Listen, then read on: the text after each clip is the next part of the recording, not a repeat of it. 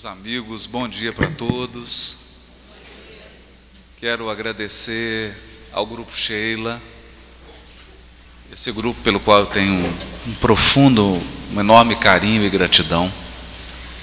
Quero agradecer a todas as pessoas que nos acompanham pela linguagem de Libras, que tem algum tipo de deficiência auditiva. A nossa homenagem, o nosso carinho. Que bom que esse conteúdo espírita se torna acessível para aqueles que não podem ouvir a voz diretamente, mas vão poder agora compreender o nosso carinho, a nossa emoção ao comentar o Evangelho. Eu quero agradecer também porque a palestra já começou. E ela começou com Demóstenes, Fred e Sandro, os amigos que eu queria agradecer, porque nós no ser aprendemos que a arte espírita ela está no mesmo patamar da palestra. A música penetra também o espírito e já nos coloca em condições de receber essa água cristalina que verte do Evangelho. Então aqui o cello, o violão e a flauta já começaram a falar. Nós vamos só dar continuidade, não é? Queremos também desejar um abraço fraterno aos que nos acompanham pelo Facebook e a todos que poderão acompanhar pelo canal. Nosso tema de hoje é a parábola do bom samaritano. Está no capítulo 10, versículos 25 a 37 do Evangelho de Lucas. Mas antes de comentar sobre ela, precisamos dar uma notícia histórica. Naquele tempo de Jesus, caminhava-se 144 quilômetros para viajar de Cafarnaum, cidade da Galileia, onde morava Simão Pedro, e onde se hospedava Jesus, para a capital Jerusalém. 144 quilômetros, passando por um deserto semiárido, o deserto da Judéia. 3 vezes por ano, todas as famílias judaicas piedosas se deslocavam de onde estivessem. Alguns percorriam semanas de viagem a navio para comparecerem à cidade de Jerusalém. Era a ocasião das 3 festas principais: a Páscoa, Pentecostes e a festa das tendas, que depois a Igreja Católica se transformou em festa de Ramos. Nessas 3 festas principais, as famílias viajavam para a Cidade Santa. Com qual objetivo? Segundo as tradições religiosas da época do Cristo, para comparecerem ao Monte Sagrado. Isso mesmo. Naquele tempo, e ainda hoje, pessoas acreditam em lugares sagrados. Locais especiais, diferentes dos outros locais, e que, segundo a crença, Deus habita. Para o povo da época, Deus morava, habitava o Monte Sião, o principal monte da cidade de Jerusalém, onde, pela tradição religiosa, estava localizado o Templo de Jerusalém. O templo que representava a casa de Deus. E é claro, com um morador tão ilustre, Quem não faria a viagem? Quem não iria visitar Deus? É por esta razão que a cidade de Jerusalém, que contava com uma população aproximada de 100 mil habitantes, na época das grandes festas, essa população subia para mais de 1 milhão de pessoas.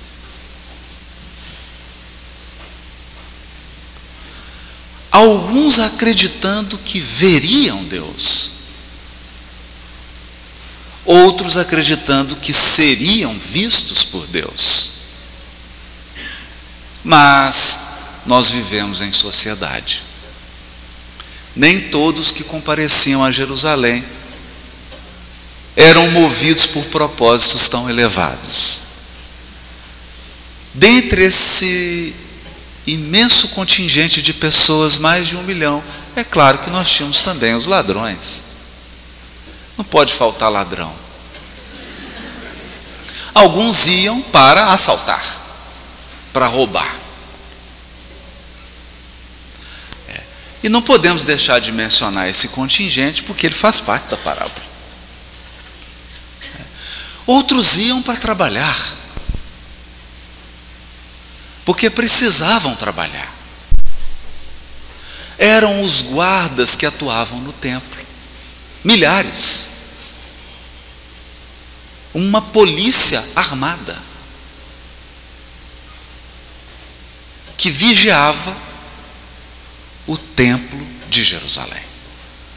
Mas tínhamos também os servidores da limpeza, tínhamos aqueles que abatiam os animais que seriam sacrificados, aqueles que forneciam as mercadorias para serem usadas no templo.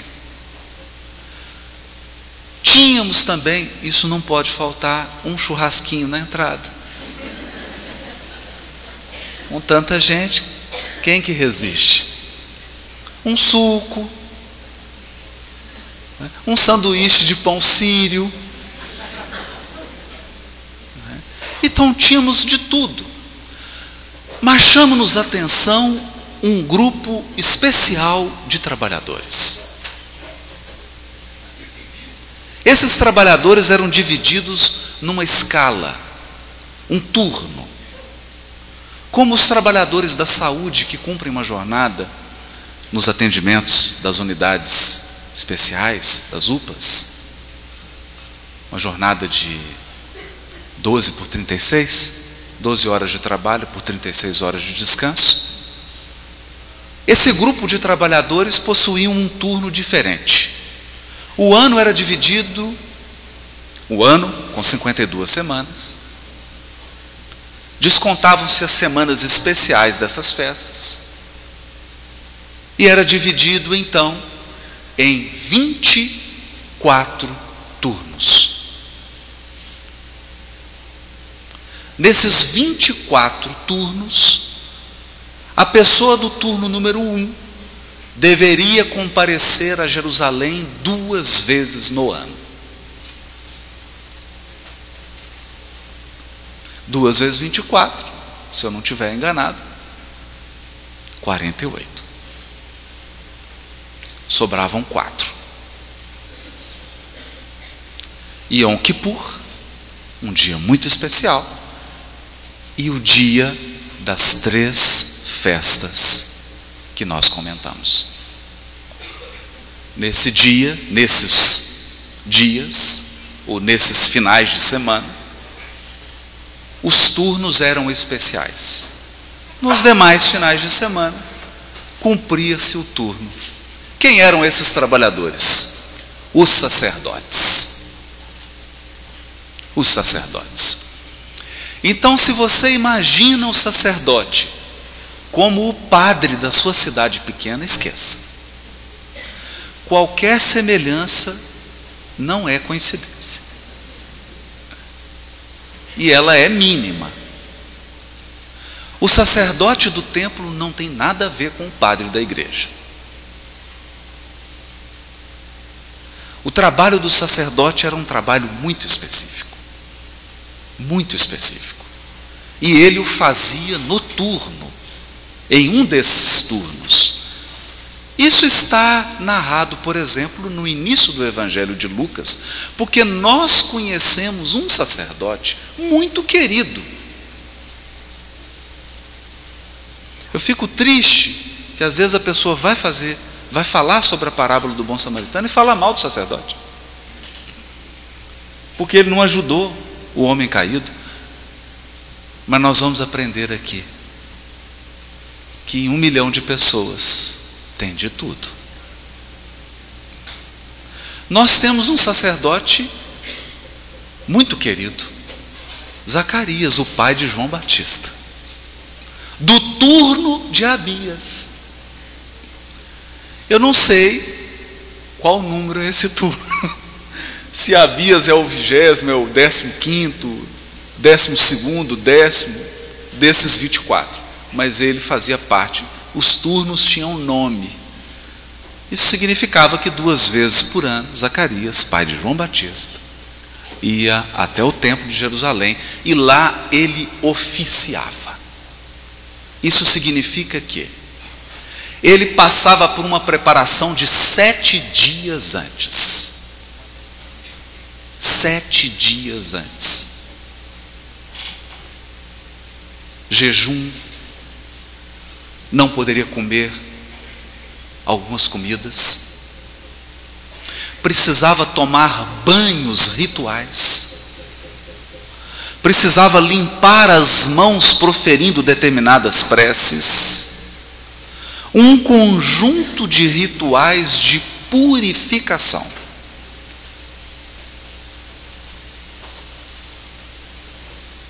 Isso significa que você tem 2 vezes no ano uma tarefa em que você precisa viajar centenas de quilômetros para Jerusalém, preparar sua roupa, a roupa que será vestida, que não pode ser lavada de uma maneira comum. Você precisa 7 dias antes de preparação. E dentre os elementos da preparação, há alguns pitorescos. Por exemplo, segundo a lei ritualística do povo hebreu, o sacerdote, depois que ele fez a purificação, ele não pode encostar em uma mulher que esteja naquela semana. Aquela. Porque se ele encostar, ele se torna impuro. E aí ele tem que repetir o processo de purificação por mais 7 dias, mas aí ele perde o turno. Ele perdeu o turno. Outra coisa que o sacerdote não pode fazer, ele não pode tocar em nenhum ser vivo que morreu, em nenhum cadáver. Se ele tocar em um cadáver, ele se torna impuro. Então imagine você, 7 dias, jejum, lavou a roupa, está purificado, fez o ritual, cumpriu tudo religiosamente, andou 250 quilômetros, e quando você está chegando em Jerusalém, encostou em um cachorro morto. Você volta para casa. A mulher fala: bem, o que aconteceu? Você voltou rápido. E ele fala: perdi o meu turno. Encostei num cadáver de cachorro.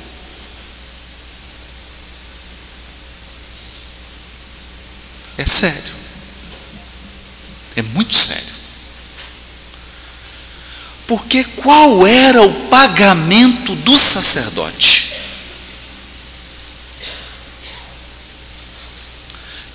Temos a impressão, porque associamos o sacerdote com o padre. E hoje Temos uns padres, né, bacanas. O padre Fábio de Mello, que eu gosto muito, né, bonito, e canta. Então a gente acha que o sacerdote ia lá cantar e fazer coreografia. Não. O ritual religioso no Templo de Jerusalém significava abater animal, derramar o sangue numa bacia e colocar fogo. Esse era o ritual religioso. O sacrifício de animal, dependendo do tamanho do pecado. Então, um pecado pequenininho era uma rolinha, uma pomba. Um pecado um pouquinho maior, né, podia chegar até num novilho, até num bezerro, dependendo do erro que você cometeu. Fica por conta da imaginação. Era o sangue, não a carne. Então eles abatiam o sacerdote. Haviam os sacerdotes treinados para o abate, porque o animal não pode sofrer. É uma regra do Levítico. O animal não pode dar um gemido. Se ele sofrer, não pode ser oferecido em sacrifício. Então, e eles antes fazem uma prece, agradecem, abatem o animal sem sofrimento. Depois tem que fazer uma outra prece, extrai todo o sangue, até porque não se pode comer a carne com o sangue, né? Fazer um guisado de... O que faz é a galinha caipira, né? com sangue, isso não pode. O sangue é colocado então em uma grande vasilha, uma grande bacia, e queima. E a carne? A carne é o salário do sacerdote. Ele recebe em carne. Também, né? Se a oferenda é de cereal, ele recebe em cereal. Então imagina, a esposa prepara a roupa, prepara tudo, ele fica em purificação, não pode encostar na esposa. Tem que ficar em oração 7 dias preparando, viaja 200 quilômetros. Mas quando ele volta, está trazendo carne, cereal, todo um conjunto de mantimento, e a família aguardando.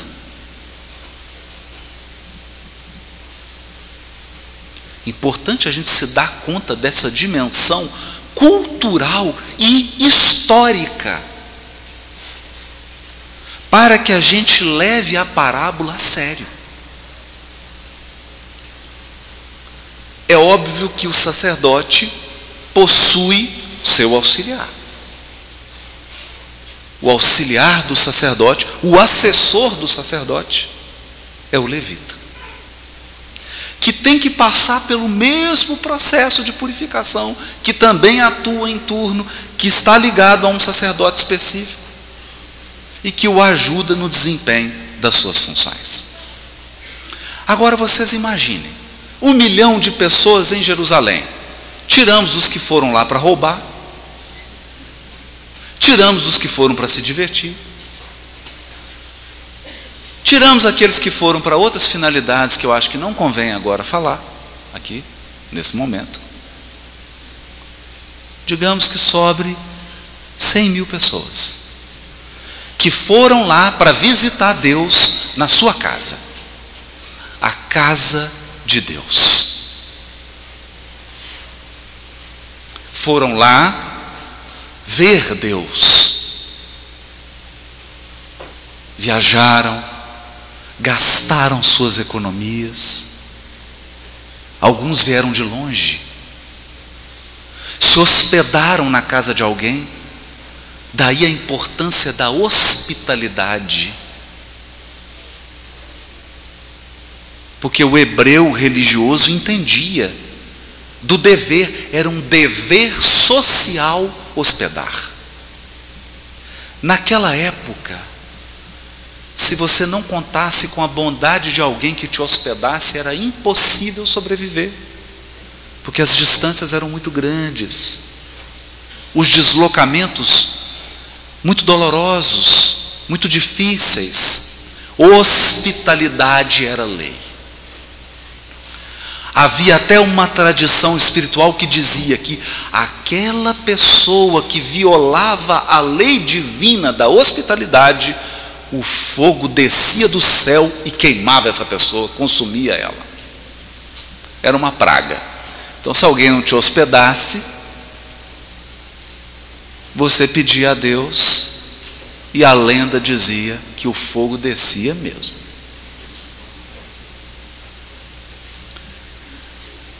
Os habitantes de Jerusalém abriam as suas portas, milhares de famílias se hospedavam, como podiam. Como podiam. Os sinceros iam ao templo.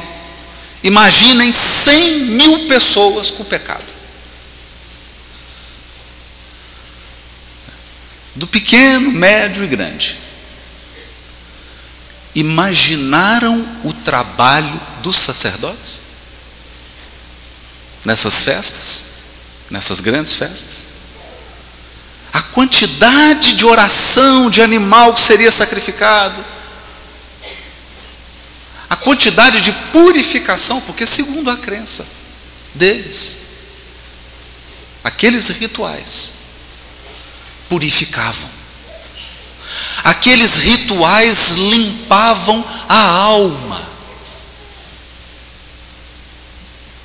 Eles aprenderam com o Velho Testamento que os erros, que a maldade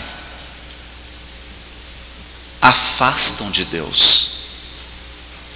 Mas os rituais de purificação limpam a alma, e a alma limpa se aproxima de Deus. É verdade. Isso nós sabemos também. Isso é o que nós aprendemos no Espiritismo. A purificação do Espírito aproxima-nos de Deus. O que nós já aprendemos diferente, já temos condições de avançar, é que um ritual não é capaz de purificar a alma. A purificação da alma exige atos mais profundos, exigem um compromisso mais intenso, mais radical. Pois bem, essa história da parábola do bom samaritano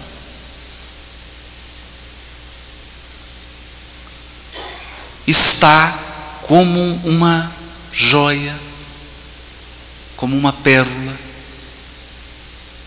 num conjunto de pérolas. Particularmente, eu acredito que esse trecho foi escrito por Paulo de Tarso e ele entregou a Lucas. Essa cena está descrita no Paulo e Estevão. Paulo intentava escrever um evangelho, mas não conseguiu. E ele entrega uma parte que estava escrita. Os estudiosos do Evangelho de Lucas dizem que aqui há uma simetria e há um bloco coeso. Começa no capítulo 9, versículo 51. E se estende até o capítulo 23. A parábola do bom samaritano está no centro desse bloco. E adivinha o nome que os especialistas deram para esse bloco do Evangelho de Lucas? A viagem a Jerusalém. Porque ele começa, capítulo 9, versículo 51, com Jesus convidando os apóstolos para viajarem a Jerusalém. Por quê? Porque era final de semana de uma grande festa. Agora nós já sabemos. Estavam em Cafarnaum. Quem gosta de caminhar,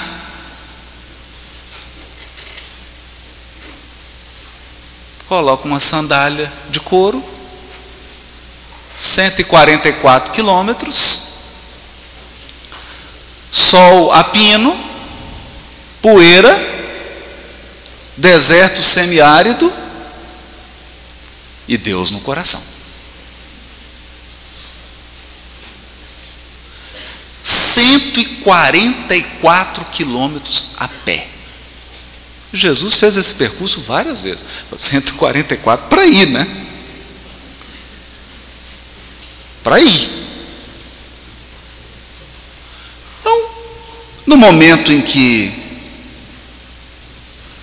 Jesus convida os discípulos para viajarem com ele, o que os apóstolos pensam? Que Jesus iria pelo caminho melhor, né? Qual que era o caminho melhor? Margeando o Rio Jordão. Porque você vê o rio, é uma brisazinha, tem um verdor. Mas Jesus diz: não, eu preciso passar na Samaria. Aí os apóstolos falam assim: mestre, nós não queremos te contrariar, não, mas o senhor tem certeza disso? É porque, primeiro, o senhor sabe que os samaritanos, eles são inimigos da gente, né? Eu não sei se contaram para o senhor, né? Mas, por exemplo, nós aqui da Judéia e os samaritanos somos inimigos. E a gente já está em guerra há séculos. A história não muda, né? A história não muda. A gente já está em guerra. Então é assim, né? Se alguém entra lá, aí eles matam, né?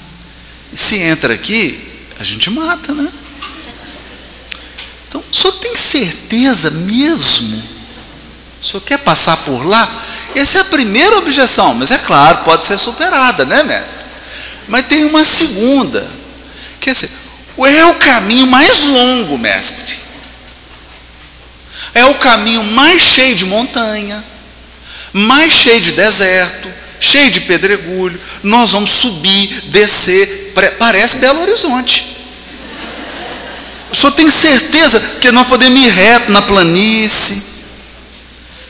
E o senhor tem certeza que o senhor quer fazer esse negócio? Serra, Buritis, não é? O senhor tem certeza? E tem um outro detalhe, mestre. São aproximadamente 150 quilômetros. Nós vamos ter que hospedar na Samaria, porque a Samaria é grande. Vamos ter que hospedar lá. E Jesus disse assim: eu tenho que passar pela Samaria.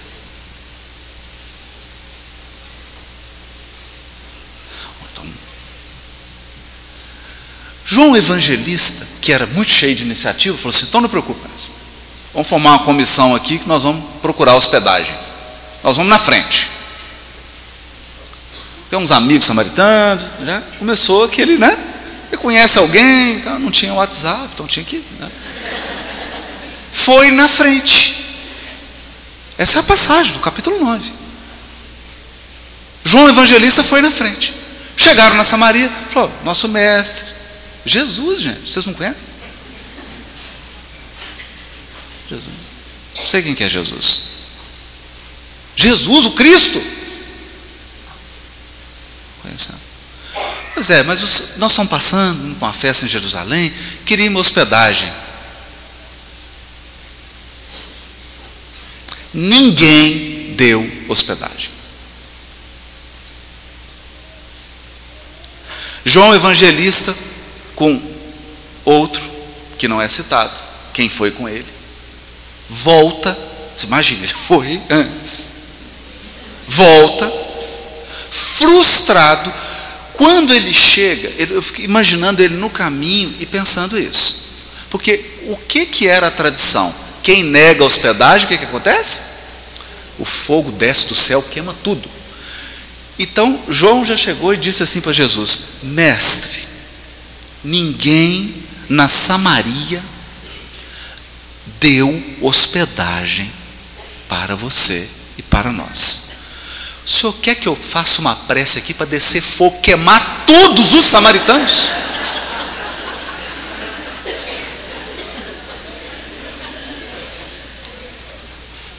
Mestre, a sua oração tem um poder enorme. Faz uma prece aqui, mas queima todos. Olha as vantagens: acaba a guerra. Acaba a guerra. Mata todos os samaritanos. Queima todos. Segundo, nós vamos ter hospedagem, porque vai sobrar casa. A gente hospeda. Resolve todos os problemas. Mestre, eu sei da força da sua oração. Mata esse samaritano, mestre. E aí Jesus diz para João: o Filho do Homem não veio para matar, mas para salvar.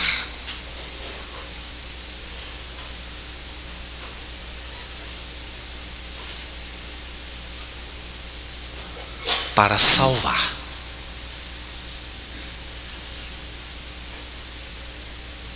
Todo mundo abaixa a cabeça, põe o chinelinho de couro, uns peixinhos, uns pãezinhos, porque a viagem é longa, e vão a pé. Passam pela Samaria e chegam a Jerusalém.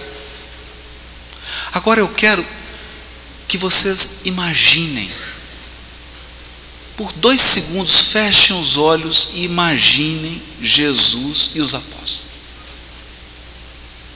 Aquele pé sujo, poeira no cabelo, no nariz, coberto de poeira,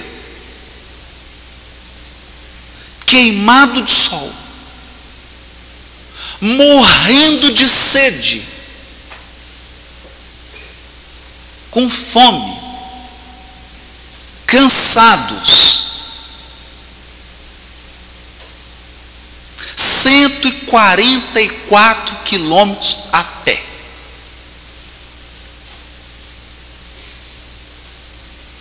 Subindo e descendo o morro. Chegaram cansados. Quando Jesus chega em Jerusalém, todos eles cansados, gente, cansados. Por que cansados? Porque nenhum samaritano deu hospedagem para Jesus. Porque se alguém tivesse dado hospedagem, quais são as regras da hospedagem? Como se hospeda alguém na época de Jesus? A pessoa chega em casa, a primeira coisa que você faz? Esse é um segredo, quando tiver com calor, viu? O segredo do Evangelho.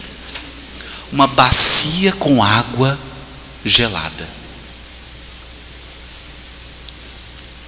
Coloca os pés na água gelada, refrigera até o perispírito.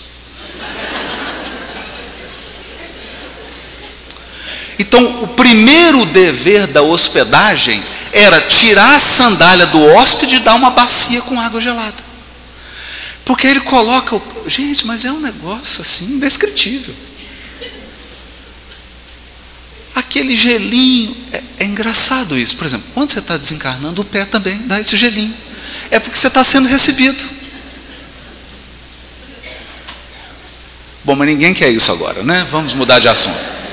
Então, você coloca o pé e dá aquele refrigério e começa a subir, aquele frescor. Depois o hóspede vem, o hospedeiro, né?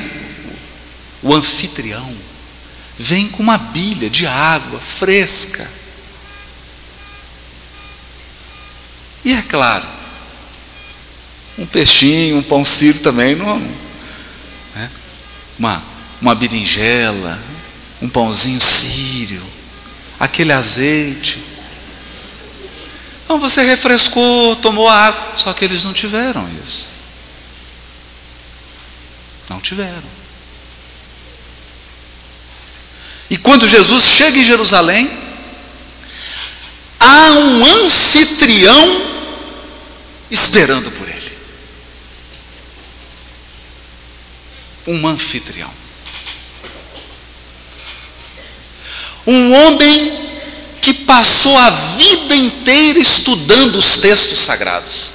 É como um espírita que leu toda a codificação e toda a obra subsidiária.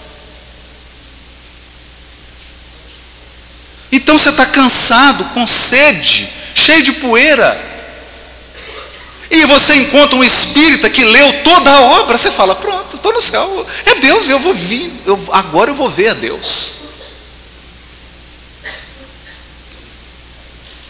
Não é? Porque o que a gente espera de alguém que passa a vida inteira se dedicando à religião? O que a gente espera? Que no mínimo ele pratique, né? Que no mínimo ele pratique. Se esse homem passou a vida inteira estudando os textos religiosos, o que ele vai fazer? Vai dar uma água, não é mesmo? Vai dar um alimento, vai acolher, porque é isso que faz uma pessoa que assimilou o que leu. Acontece que no mundo real não é assim.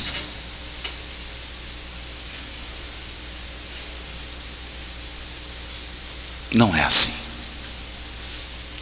Infelizmente, dessas 1 milhão de pessoas que estavam em Jerusalém, havia um grande grupo de doutores da lei. Pessoas que passavam a vida inteira estudando a revelação divina. No entanto, incapazes de sentir algo pelo próximo.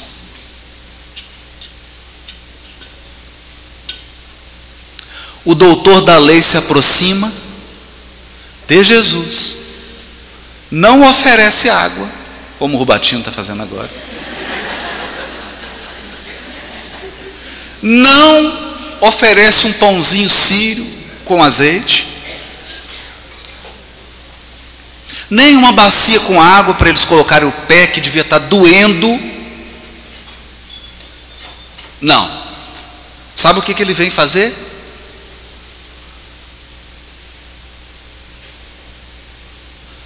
Perguntas capciosas a Jesus. Pegadinha.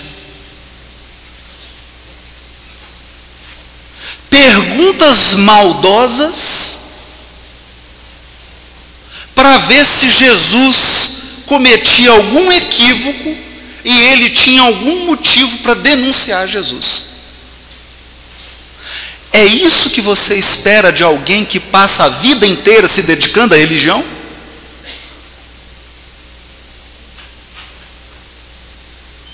É isso que você espera de um espírita que leu toda a codificação, toda a obra subsidiária, que vai no centro espírita de segunda a domingo? É isso que você espera dele? Estratégias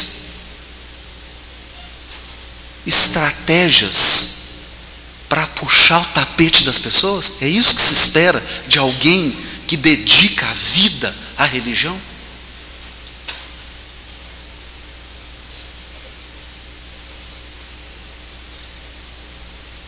Esse é o doutor da lei.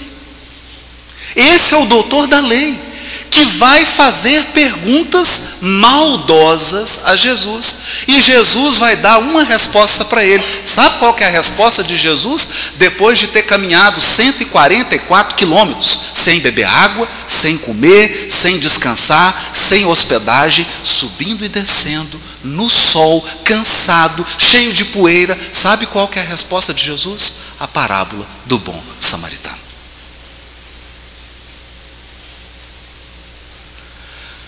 A parábola do bom samaritano Vocês devem estar confusos.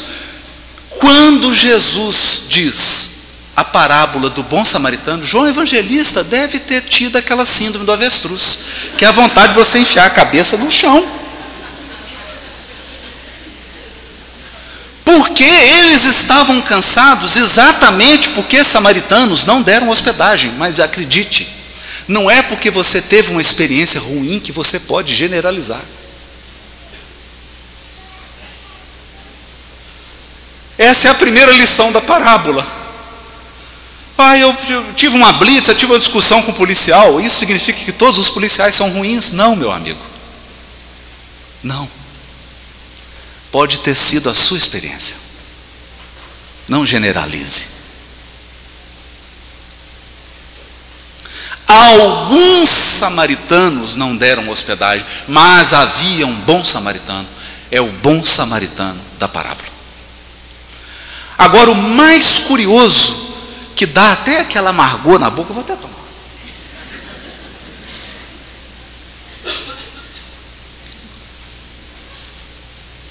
É que o sacerdote, que não teve a sensibilidade nem de oferecer uma água para Jesus,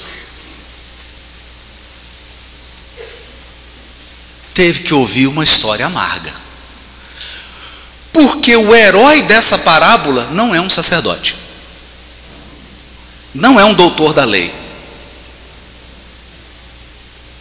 Não é um levita. Não é alguém que leu a codificação inteira, a obra subsidiária, e fica no centro espírita todo dia. É um samaritano.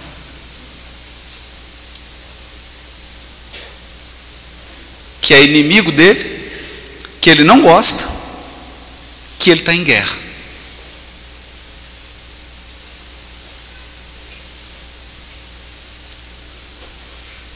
E agora?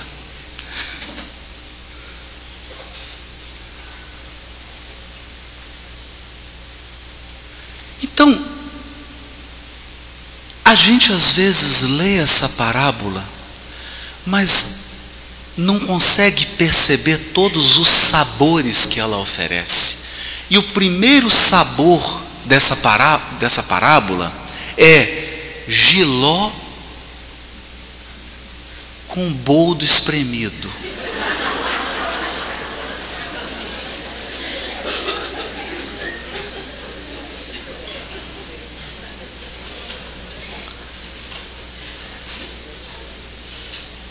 Quando Jesus está contando a parábola do bom samaritano, imagina a cena. Imagina você estar do ladinho de Jesus, olha para o lado, você vai ver João Evangelista de cabeça baixa. Porque ele pediu para descer fogo e matar todos os samaritanos. Mas tem um bom. Ele está assim, olhando para Jesus.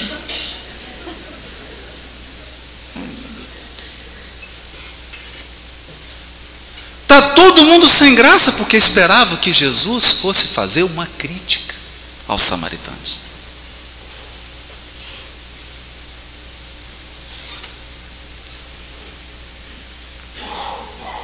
O que se espera do padrão humano é que eu fale mal de quem não me tratou bem, mas o padrão do Evangelho é falar bem de quem te tratou mal. Isso é igual boldo espremido. É amargo. Eu falar bem da pessoa que me tratou mal? É. Falar bem de quem te tratou mal. Perdoar quem te ofendeu. Então já começa aí, né, com essas ervas amargas, esse gelozinho. É um sabor da parábola.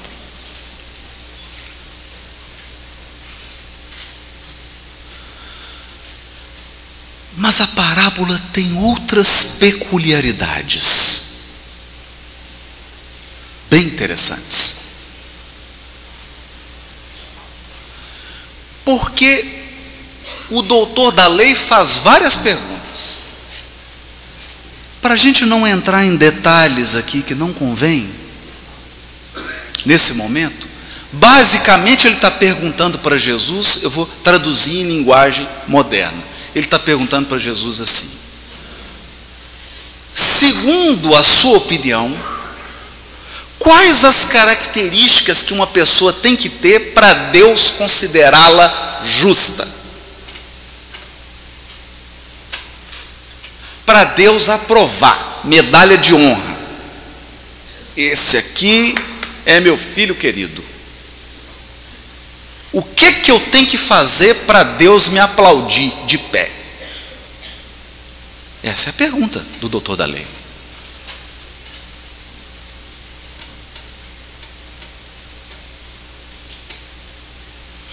E acredite, havia várias respostas na época de Jesus.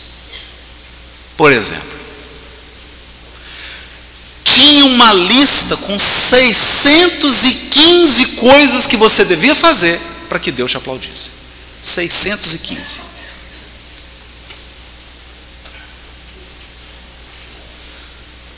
Aí tinha uma lista mais resumida.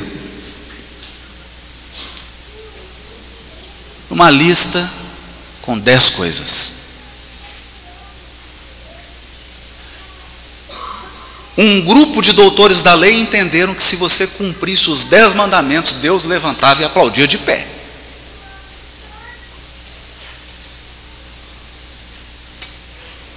Mas havia um sábio muito querido. Ele é avô do Gamaliel, o mestre de Paulo de Tarso. O nome dele é Hilel. A gente conhece ele.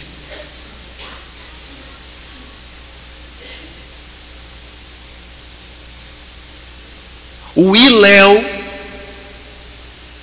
uma vez recebeu uma pessoa bastante exaltada que perguntou para ele: Hilel, eu já fui lá no outro sábio, que era o Shammai. O Shammai era bravo, sabe? O Shammai era bem bravo. E quando ele fez a pergunta, o Shammai expulsou ele e quase apanhou. Ele foi no Hilel, que era bondoso, compreensivo, né? já um precursor do Evangelho, né? E ele queria perguntar para Jesus, para Hilel, o seguinte: resumindo essa coisa toda, eu quero um resumo para Deus me aplaudir de pé.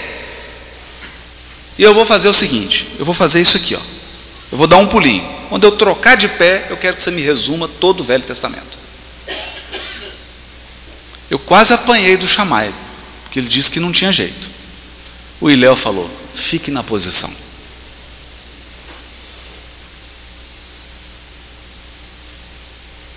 O moço assustou.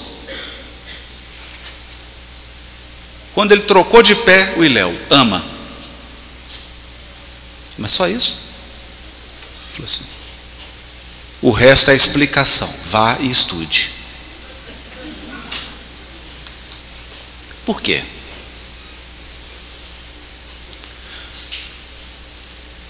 Porque a lista com 615 é um desdobramento dos 10 mandamentos. Os 10 mandamentos, recordando todo mundo aqui: Moisés, Monte Sinai, né? Pedra, fogo na pedra. Olha o fogo de novo. 2 pedras. O que não escreveu numa só?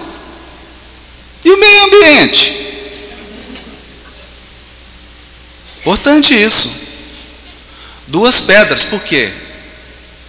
Dos 10 mandamentos, 4 são obrigações para com Deus, que podem ser resumidas em amar a Deus. Os outros 6 são obrigações para com o meu próximo, que podem ser resumidos em amar o próximo.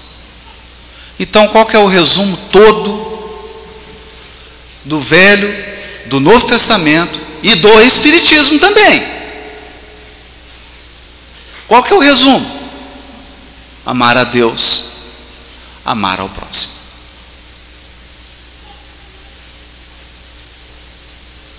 Amar a Deus, amar ao próximo. E é o que Jesus responde.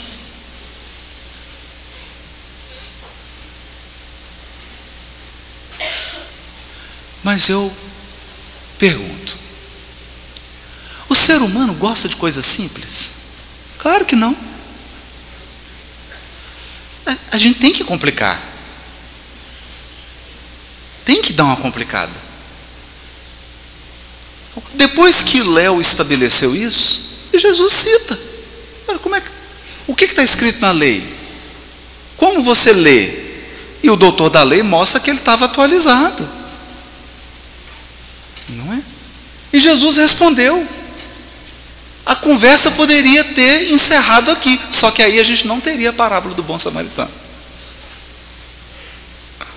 A gente só tem a parábola do bom samaritano, que já começa com jiló e boldo espremido, porque ele provocou Jesus.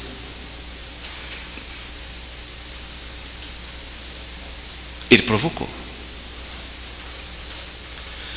Quando chegaram a essa conclusão, se você quer ser uma pessoa iluminada espiritualmente, ama a Deus e ama o próximo. Aí ele fala, não pode ser tão simples. Então, o que começaram a discutir?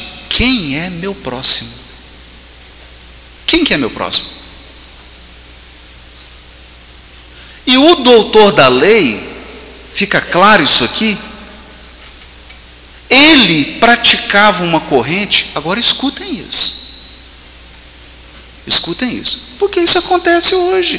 Isso continua acontecendo dentro da casa espírita. Para eles, o próximo é só o judeu. O romano não é próximo, então não tem que amar.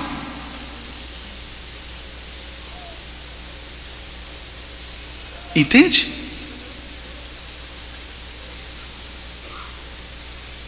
Ou seja, eu faço um círculo, entro dentro do círculo e pergunto, quem pensa igual a mim? Quem que tem a mesma religião que eu? Quem que segue o mesmo pensamento que eu? Então é meu próximo. E quem não pensa como eu? Não é meu próximo, eu não tenho que amar.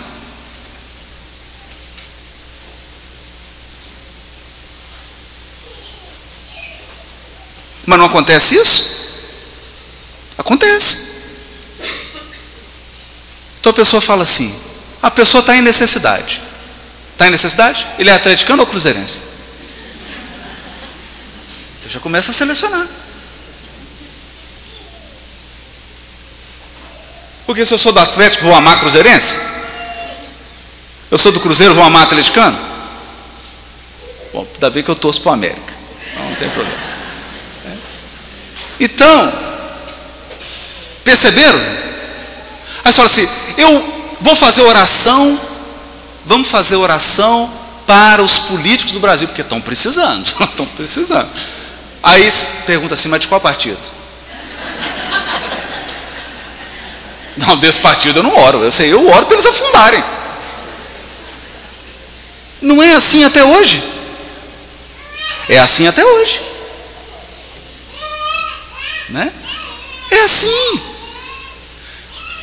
Então, se a pessoa não é da minha religião, ou às vezes ela é da minha religião, mas ela não é do meu grupo espírita.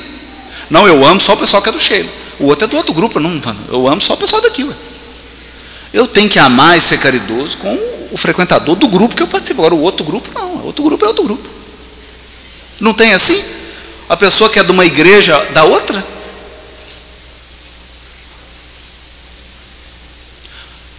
Agora, é exatamente essa a prática do doutor da lei. E é exatamente por isso que ele não deu água para Jesus. Ele não deu uma bacia para Jesus pôr os pés. Ele não ofereceu nem um pedacinho de pão. E ele não teve a sensibilidade de ver que Jesus estava cansado, porque ele andou 144 quilômetros. Sabe por quê? Porque Jesus não pensava como ele, pensava melhor.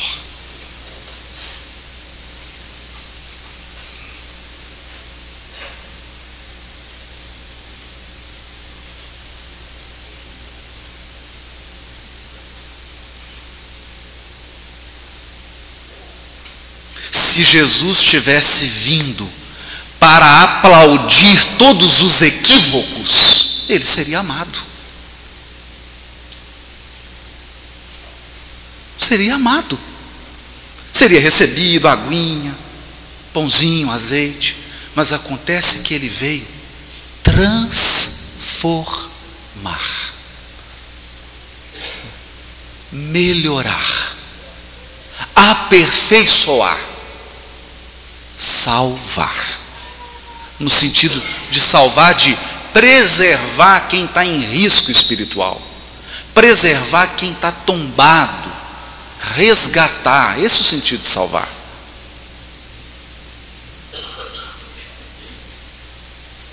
Então, o doutor da lei não considerava Jesus e os apóstolos como o seu próximo.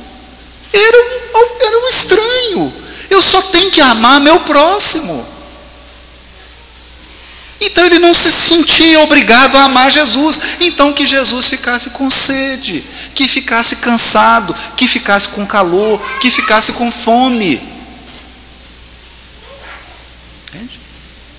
Que Jesus ficasse, porque ele não era próximo, não era considerado próximo. Mas até hoje isso ocorre. Muitos espíritos encarnam e entendem que o próximo é só o membro da família sanguínea dele. Se não for da família dele, não é próximo.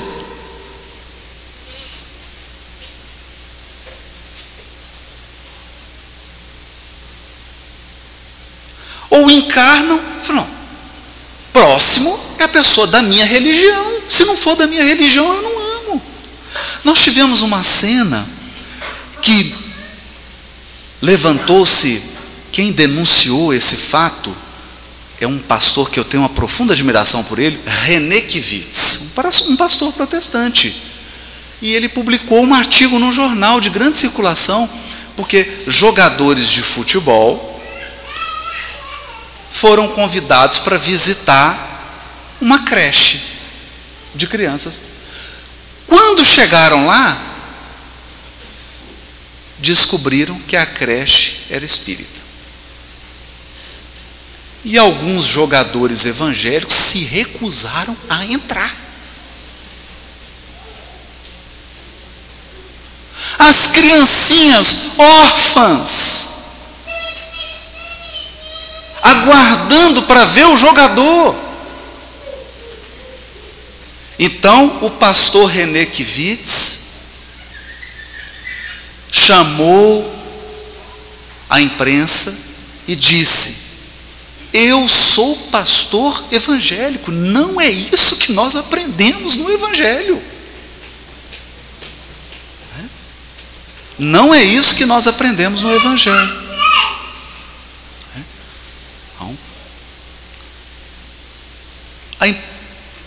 Como que esse assunto ele é atual, ele é importante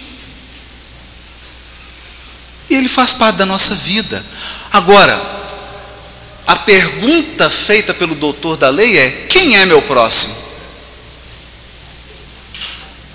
Quem é meu próximo? É essa a pergunta. Porque quando você pergunta assim, quem é meu próximo? Você está elegendo quem vai participar do seu círculo. Então, eu vou respeitar, eu vou ajudar, eu vou amar, deixa eu escolher. Então, tem o Júlio, tem o Robatinho, está aqui o Santo, tá o Demônio. Eu vou escolhendo as pessoas. Então, eu escolho, eu seleciono quem eu vou amar, quem eu vou ajudar, quem eu vou auxiliar. Então, essa é a lógica da pergunta: quem é meu próximo? Aí Jesus conta a parábola do bom samaritano. Agora nós já temos uma noção do problema. Havia um homem caído no chão, nu, não tinha roupa, semi-inconsciente, transfigurado de tanto que ele apanhou.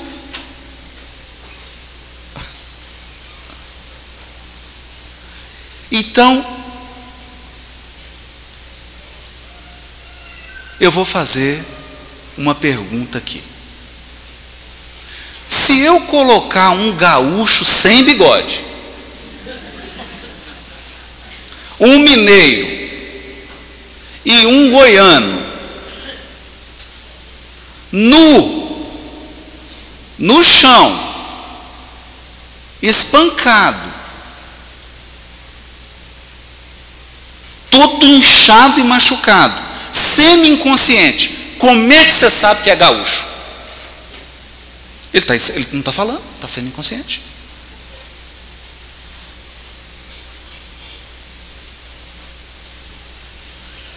Levaram tudo.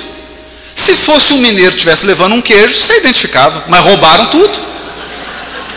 Se fosse um gaúcho, estava levando chimarrão, mas roubaram o chimarrão. Está nu, no chão, caído, nu, machucado, você não consegue ver o rosto. Então você não sabe. Eu não sei se é gaúcho, eu não sei se é mineiro, eu não sei se é goiano. O homem caído, Jesus contou uma parábola genial. É claro, ele é Cristo, né? Genial. O homem caído não pode ser identificado. E aí? Aí complicou. Como é que eu seleciono ele? É cruzeirense? É de qual partido político? Apoia o presidente ou não apoia? Não sabemos. De que região do país ele é? Também não sabemos. Qual que é a religião dele? Não sabemos. Gente, eu não sei se eu amo ou se eu não amo.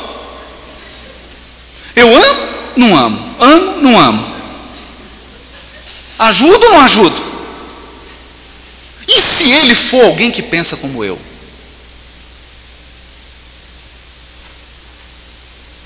E se esse homem caído for da minha religião? E se ele frequentar o grupo? E se ele vota no mesmo candidato que eu voto?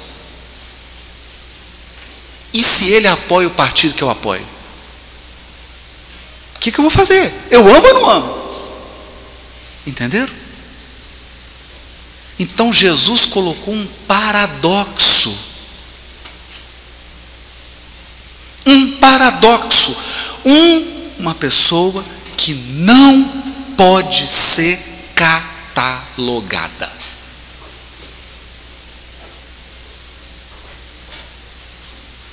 Porque nós perdemos um hábito espiritual quando a gente encarna.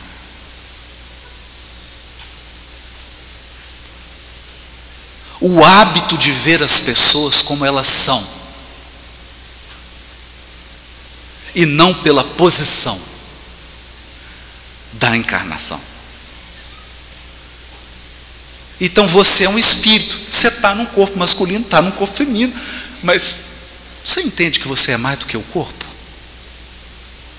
Você hoje está no cargo tal, mas você entende que você vai deixar esse cargo? Porque tão logo chegar a notícia do seu velório, você perde o cargo. Mas não é só o cargo que você perde. O velório é uma coisa triste, sobretudo para quem está sendo velado, né? Por quê? A pessoa que está sendo velada, ela perdeu todos os bens dela. Então, aplicação financeira, dinheiro. Agora, tem uma coisa boa também que você perde as dívidas, né? Então, perdeu tudo. Aquele carro que você fica todo, nossa, limpando, né? Não tem assim? Não pode sentar, não pode comer biscoito, não pode sujar. Perdeu o carro. A casa, aquele tapete, aquela panela que você ganhou da avó quando você casou. Isso aqui é uma panela da família. Minha bisavó cozinhou nela, minha avó, minha mãe. E eu vou passar para minha filha, para minha neta. Perdeu a panela. Perde tudo. Então, quando você desencarna, você se torna o homem da parábola.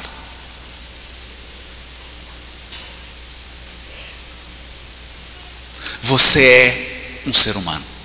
E ponto final. E ponto final.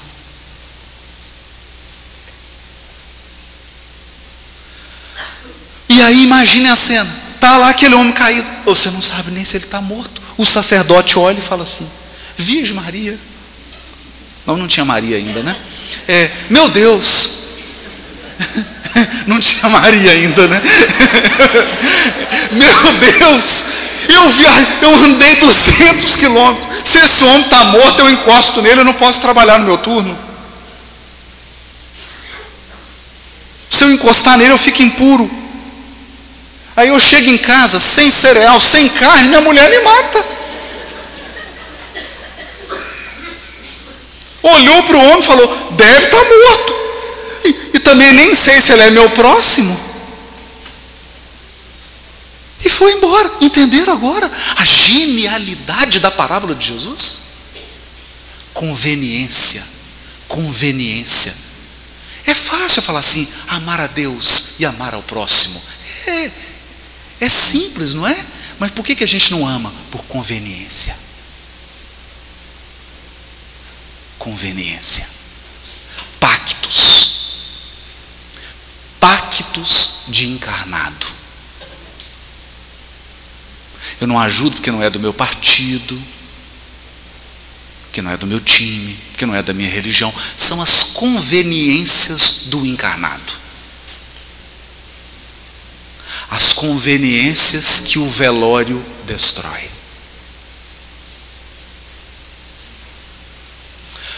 Ou dizendo, que aí é Emmanuel, né? Aí é alto nível, né? Abre aspas. A mão niveladora da morte.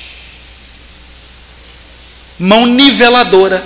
Porque aqui na terra tem uns que estão lá em cima, em poder, em dinheiro, e outros estão aqui embaixo. Aí vem a mão da morte e nivela todo mundo.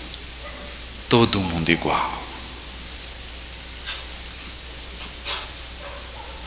Então o sacerdote olhou, aí veio o levita, falou: meu chefe passou, eu vou fazer. Meu chefe, eu vou seguir, o que é isso? Nem sei que esse homem, se ele é meu próximo. E depois vai que eu encosto dele, não posso trabalhar, também eu também recebo carne e cereal, né? Meu salário, né? Meu salário. Tem que levar para casa.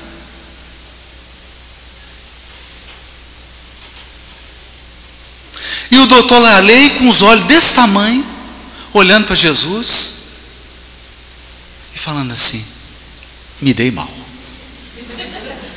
Essa história não vai acabar bem. Essa história não vai acabar bem. Aí vem Jesus e diz assim: mas um samaritano. Aí o João abaixa a cabeça.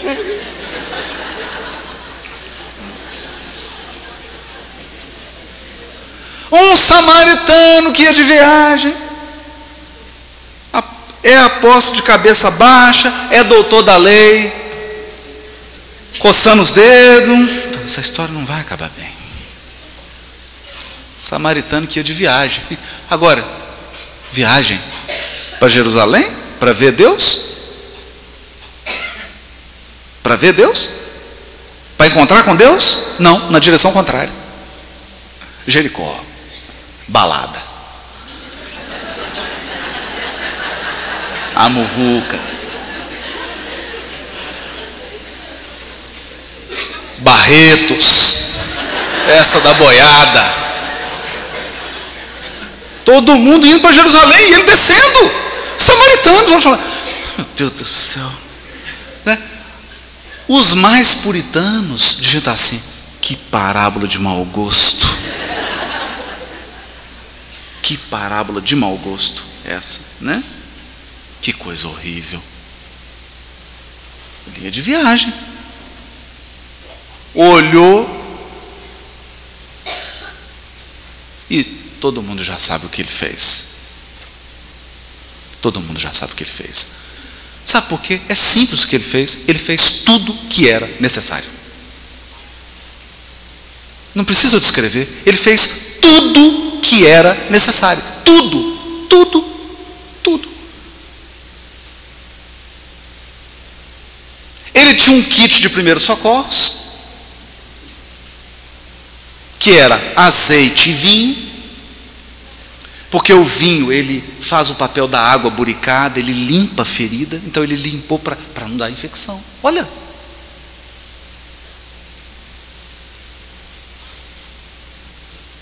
limpou com vinho a pessoa toda, passou o azeite, porque o azeite é como uma pomada, né? É um bálsamo. Passou o azeite, pegou o homem, colocou no animal, levou para a hospedaria, pagou, porque senão seria, né? Caridade meio estranha, né? Leva você para e deixa a conta para você pagar, né? Não, levou para a hospedaria e pagou. Ainda disse, agora aqui que está. Aqui que está. Jesus não foi recebido na Samaria porque não tinha ninguém para hospedá-lo. Na parábola do bom samaritano, o samaritano leva o caído para uma hospedaria. Entenderam a lição de Jesus? E ele fala com o dono da hospedaria: se ficar mais caro, na volta eu vou passar aqui e te pago. Não cobre nada desse homem.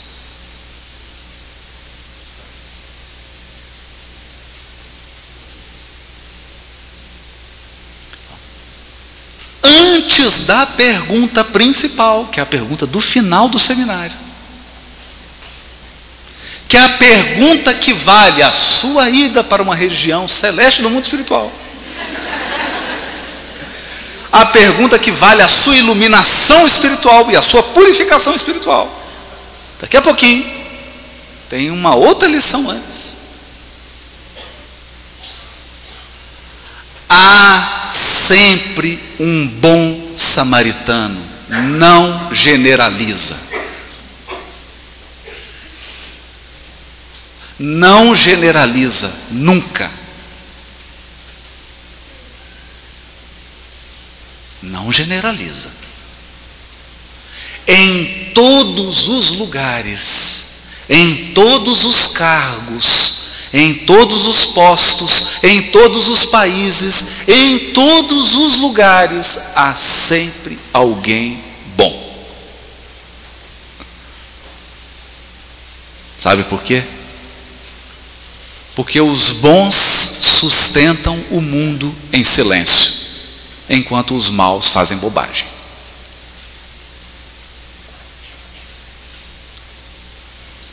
Os bons sustentam o mundo.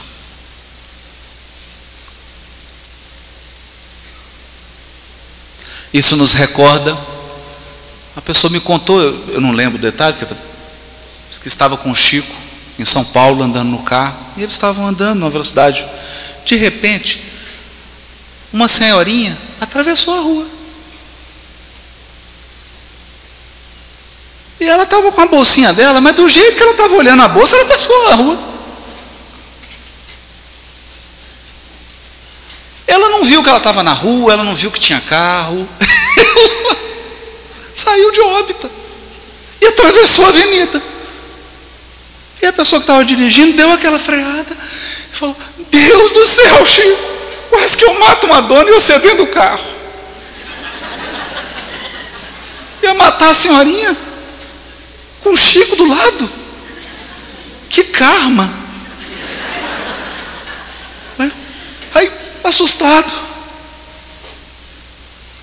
E o Chico disse assim: pois é, meu filho, é bom que os mais atentos sempre cuidam dos desatentos. É bom que os mais atentos estão sempre aí para cuidar dos desatentos.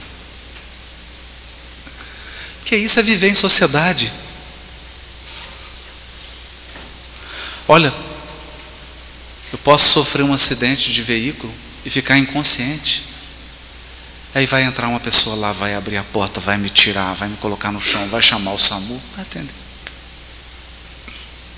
Essa é a beleza da vida em sociedade, da lei de sociedade. Nós dependemos uns dos outros. Nós somos uns pelos outros. Ninguém é autossuficiente. Ninguém. Ninguém é autossuficiente. Mas a pergunta que vai valer o seu ingresso nas mais altas esferas, Jesus conta a parábola.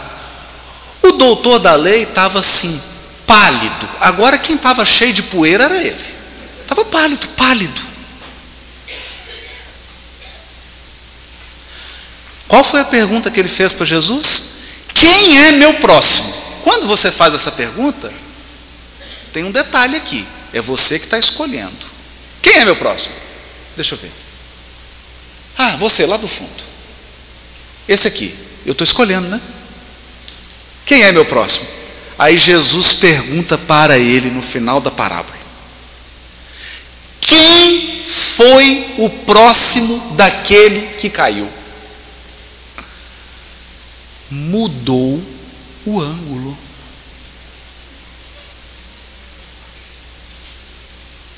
Mudou o ângulo. Mas como? Não entendi, Haroldo. Imagina que você é o caído.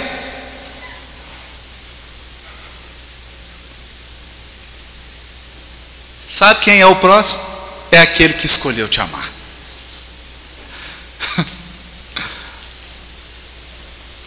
Porque uma coisa é você escolher. Gente, essa pergunta, quem é meu próximo, você só faz quando está tudo bem na sua vida.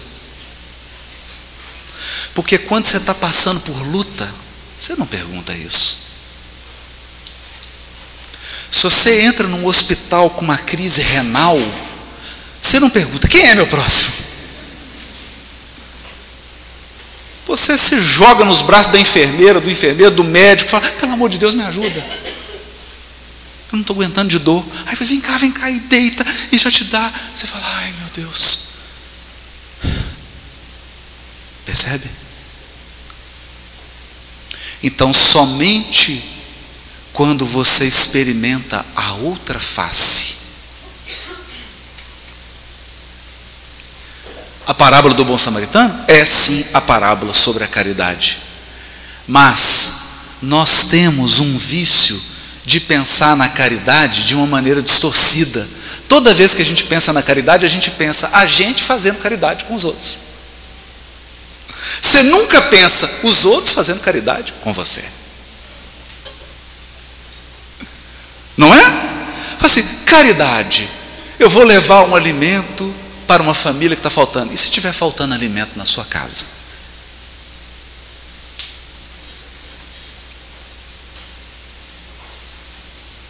Caridade, levar um agasalho para quem está passando frio. E se for você que não tiver o agasalho?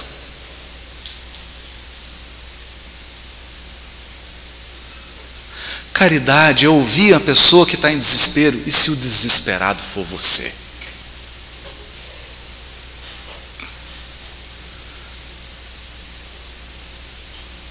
Nesse dia,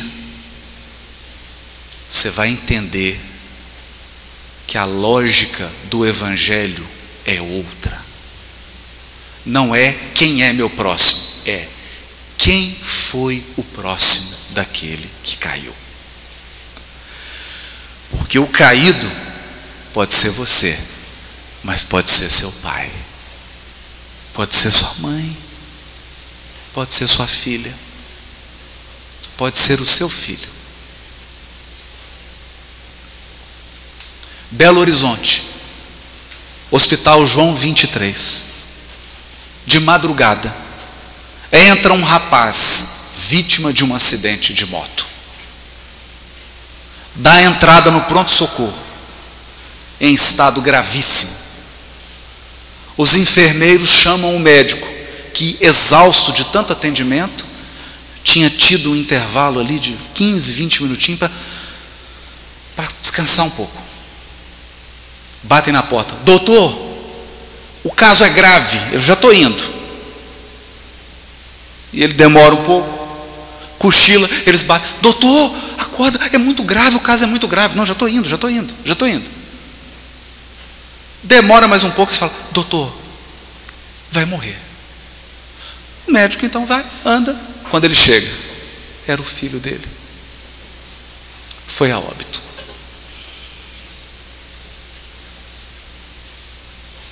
foi a óbito.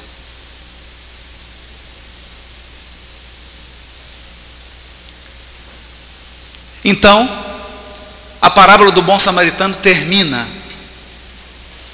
Jesus com fome, com sede, cansado, com calor,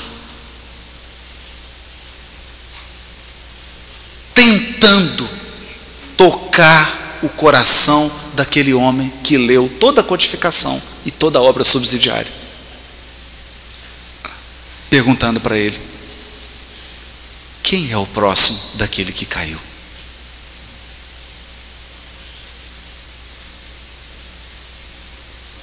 Esses são os segredos do amor e os segredos da caridade. Por isso que o amor não escolhe. O amor flui. Ele flui, incondicional. Muito obrigado e uma boa manhã para todos.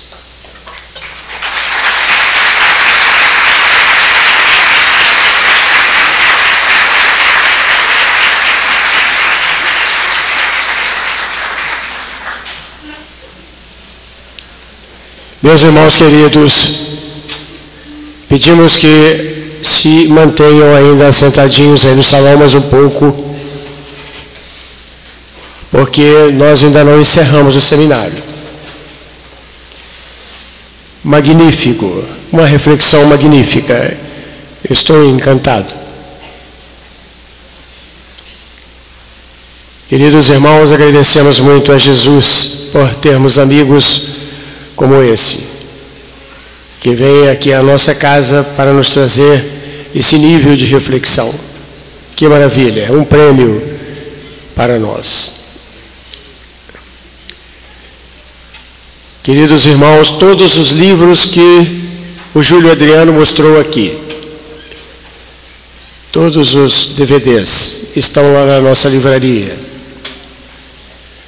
E nós ainda fizemos algo adicional.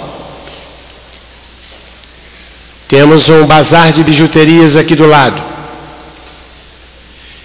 que foi montado com o propósito de angariar recursos para que nós possamos concluir os trabalhos que estamos fazendo de adaptação do Grupo Sheila às normas regulamentares vigentes no nosso país, às exigências do Corpo de Bombeiros, da Prefeitura Municipal e outras.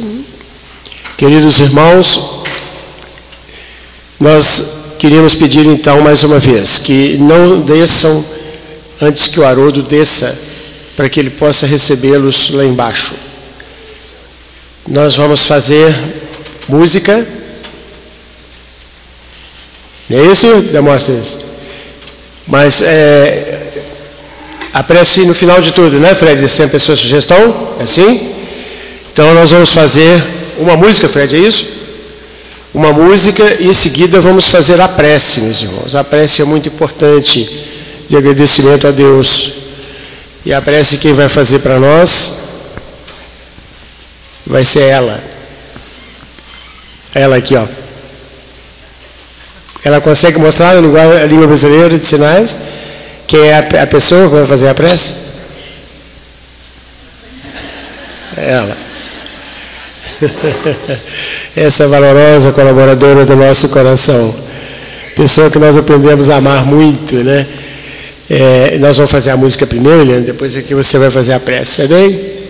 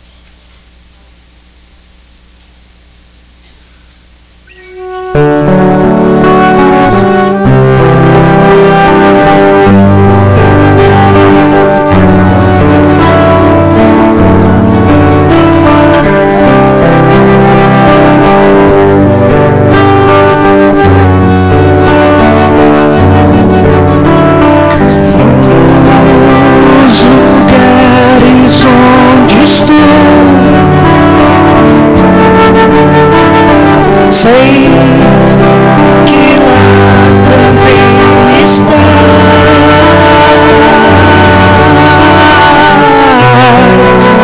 ensinando a amar e ao pequenino ajudar.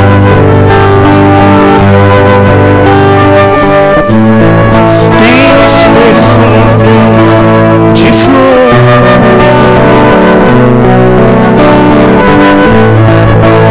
tens perfume de flor.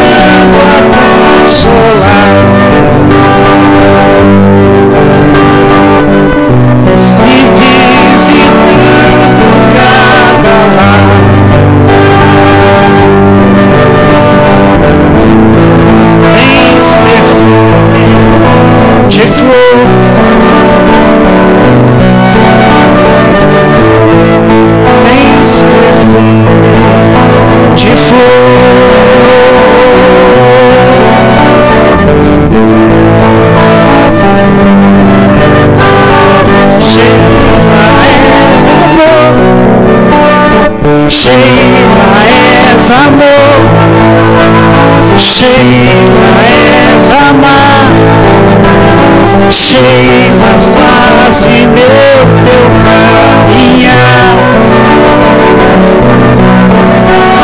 Sheila, és amor. Sheila, és amar. Sheila, faze meu teu caminhar.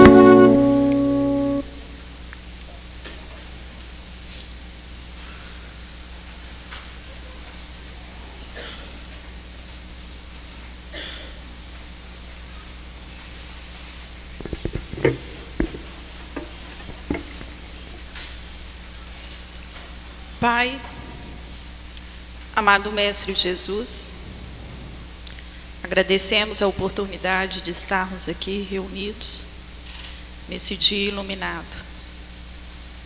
Pedimos, Pai, que cada um de nós possamos ser melhor a cada dia.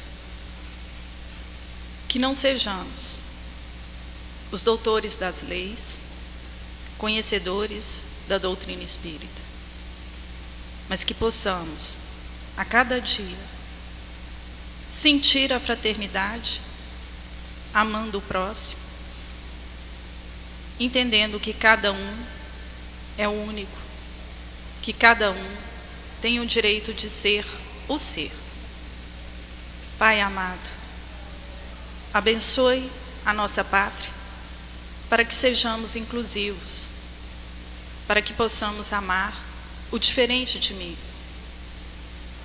para que possamos amar o outro, assim como nós nos amamos, hoje, agora e sempre. Que assim seja. Bom dia para todos.